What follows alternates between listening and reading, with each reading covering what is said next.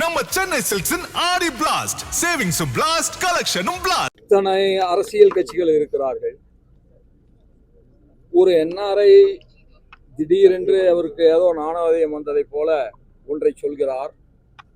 அவருக்கு பின்னாக எல்லா அரசியல் தலைவர்களும் ஓடுவது என்பது விந்தையாக இருக்கிறது.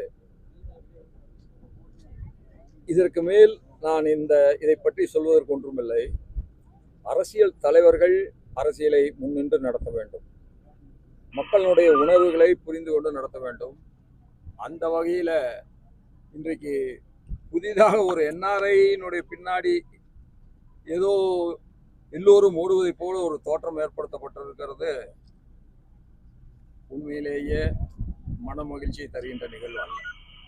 அவிநாசியை போல் ஒரு புகழ்பெற்ற புனித ஸ்தலம் இல்லை என்று கூறுகின்ற அளவிற்கு சுந்தரருடைய வருகையால் இந்த மண் மகத்தான புனிதத்தை அந்த அவனாசியப்பனுடைய அருளால், கருணாம்பிகை அருளால் பெற்றது.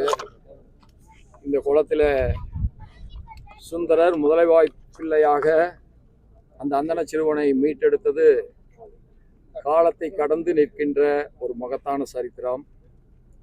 என்னுடைய வாழ்விலே கூட நான் இந்த குளத்தில்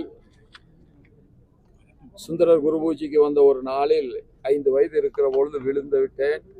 3 முறை நீச்சல் தெரியாதவர்கள் தண்ணீரிலே விழுந்து விட்டால் மேலே வருவார்கள் என்பது உண்மை. 3வது முறையாக மேலே வருகிற பொழுதுதான் ஒரு பெரியவர் என்னை காப்பாற்றினார். அத்தகைய சிறப்பு வாய்ந்த தெய்வீகம் நிறைந்த தெய்வ சக்தியுடைய தலம்தான் நம்முடைய அவனாசி. இன்றைக்கு அவனாசி தலத்திலே வந்து சுந்தரர் பெருமானையும் அவனாசியப்பரையும் கருணாம்பிகை தாயையும் வழிபட்டது மிகுந்த மனநிறைவை தருகிறது.